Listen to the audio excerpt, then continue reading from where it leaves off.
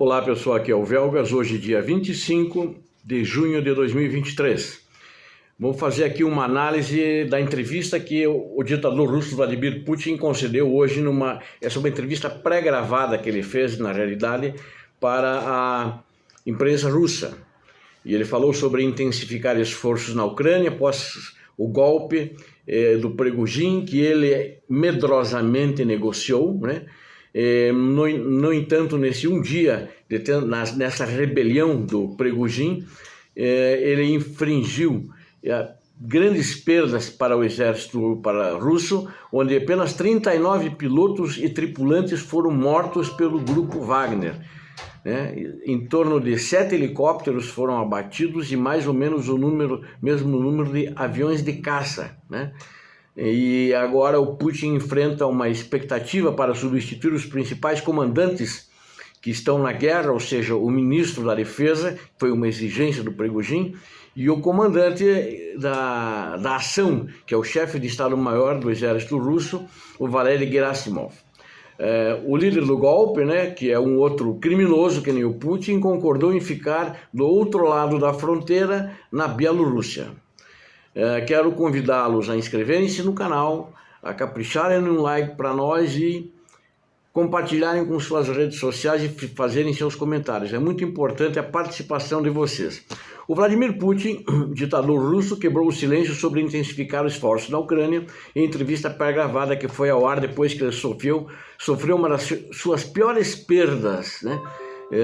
E essa perda, na realidade, quem perde é Putin e quem perde é a Rússia, tanto no cenário interno quanto no cenário externo. O ditador russo hoje na televisão estatal, ele no entanto disse estar confiante nas forças dele, né?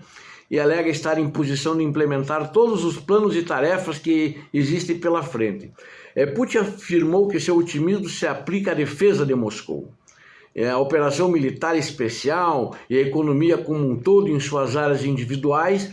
Ele também acrescentou que uma reunião do Conselho de Segurança do país ainda ocorrerá na próxima semana, no caso, essa semana, né? Acho que a semana para ele começa amanhã, mas a semana mesmo sempre começa no domingo. Então essa semana, provavelmente amanhã, ele vai fazer uma reunião do Conselho de Segurança Nacional e mentiu sobre a economia para o povo, né, na televisão de uma maneira geral, e sobre a operação especial na Ucrânia, que está tudo bem que eles estão ganhando, mas vocês sabem pelos meus vídeos e pela realidade que vocês veem na televisão, que ele não está ganhando, que Putin está perdendo, a Rússia está perdendo. Esse discurso foi ao ar hoje, né, após essas baixas que eles tiveram, né? Esse Evgeny Prigozhin, o chefe do grupo Wagner, já foi aliado de Putin, é amigo de Putin, né?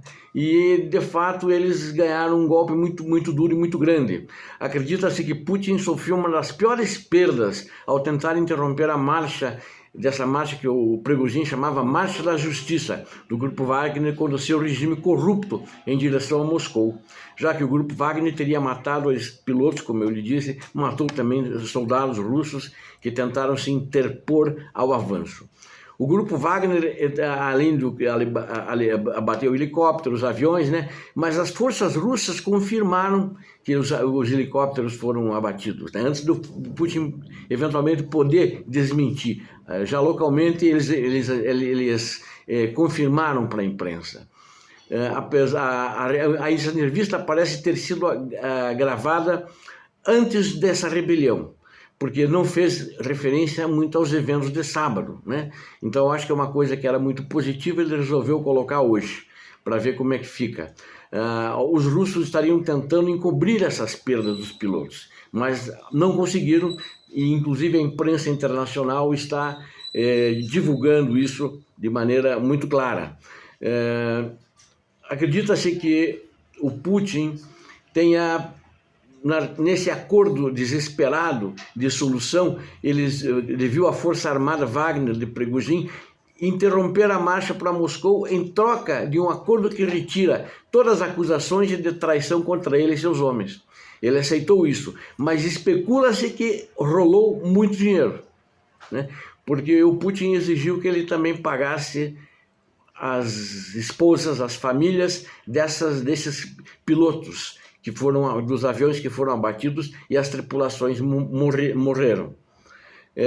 Putin nunca está tão fraco, nunca apareceu tão fraco em quase um quarto de século no comando da Rússia, como presidente ou como primeiro-ministro.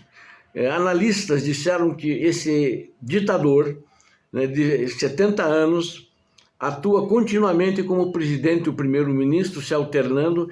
Ele foi, de fato, ferido na batalha, não ferido assim, literalmente, né, que levou um tiro, mas ele sentiu o golpe, né? Garry Kasparov, ele é o campeão mundial de xadrez, é um opositor ao Putin, já foi candidato a presidente da Rússia.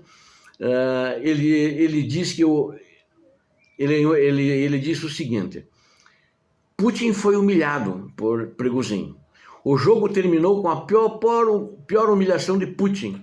Uma corrida por sua vida de Moscou contra o exército de Prigozhin estava a centenas de quilômetros de distância. Na realidade, eles negociaram quando a tropa do Prigozhin estava a 200 quilômetros de Moscou. E o Garry Kasparov ainda disse: muitos dos principais assessores de Putin fugiram do Kremlin para se proteger. Né? E um ditador que normalmente acredita na sua aura de invencibilidade estava no Kremlin para administrar a crise e também desapareceu. Né? Isso mostrou uma covardia e isso o povo está sabendo. Inclusive, isso foi noticiado na imprensa russa. Isso é muito ruim para ele, enfraquece ele. E isso, eu diria, é o começo do fim, ou talvez é o meio do fim do Putin. O Prigozhin fez um movimento ousado e sai impune, potencialmente com ganhos adicionais, né? Ganhos políticos lá muito grandes. Lukashenko salvou o dia, né? Putin reduzido a um espectador, reclamando na TV e deixando os principais generais dele serem humilhados por Prigozhin. Aí ele pede para o fantoche dele, que dependia sempre dele, para ir negociar em seu lugar, que é o ditador Lukashenko. Acredito que nunca, em um quarto de século, quase que ele está governando, Putin pareceu tão infeliz, tão incompetente. Lukashenko, ele fez uma negociação que Putin não poderia controlar uma força mercenária. Ele mesmo criou essa força junto com o Prigozhin. E ele pagou com o dinheiro do povo russo essa força mercenária, dirigida por um amigo antigo dele.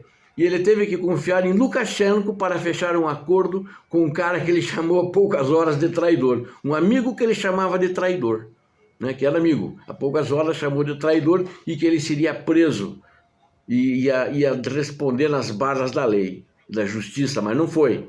Quanto mais a guerra continua, a guerra da Ucrânia, mais fraco se torna o regime de Putin agora. Aqueles que querem evitar o colapso do Estado russo devem estar pressionando Putin a acabar com a guerra, sem nenhuma dúvida. É uma avaliação que eu tenho muito clara. Entre as perdas de Putin está inclusive um avião Ilyushin 22, que é um avião que foi abatido por um sistema de mísseis Pantsir, né, que o Wagner tinha. É um sistema, vamos dizer assim, é menos, mas é um pouco equivalente em menor capacidade que os Patriot americanos, esses Pantsir, né? E foi abatido pelo grupo Wagner, que tinha um equipamento desses. Essa aeronave, ela é uma aeronave usada para missões secretas de comando e controle em tempos de guerra, que estava acompanhando o movimento e dando as coordenadas para as tropas que iriam defender Moscou.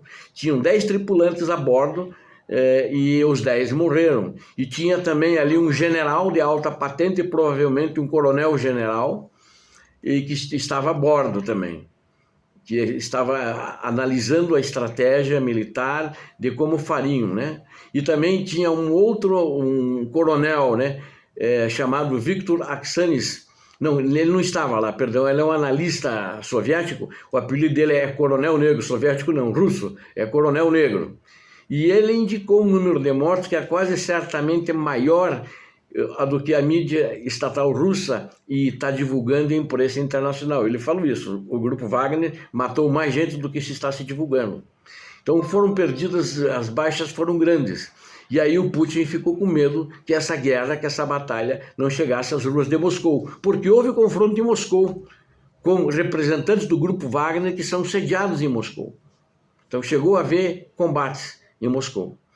E essas, na realidade, Putin, eu diria o seguinte, está acabando, né? Não tem, acho que ele tem que estudar uma maneira de resolver a situação dele o mais rápido possível. Como a parte desse acordo apressado, feito de qualquer jeito entre Putin e Prigozhin, que o Lukashenko intermediou,